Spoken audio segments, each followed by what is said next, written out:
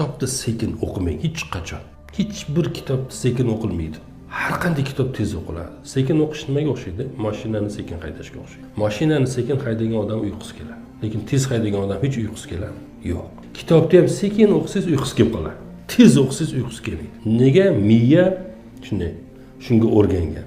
Agar siz kitob o'qishda professional bo'lib ketaman desangiz, zo'r.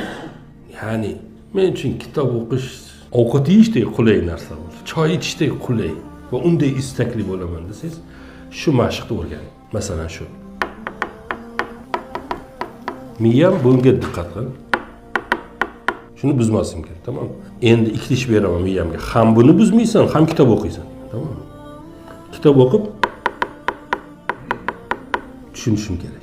Buni ham buzmasing kerak. Miya ikkita ishni qilishni boshlaydi, tamommi? Hozir oson tuyulyapti, o'qib ko'rsanglar bir bet o'qiy olmaysizlar. Tushuna olmaysizlar ham. Nima o'qiganingiz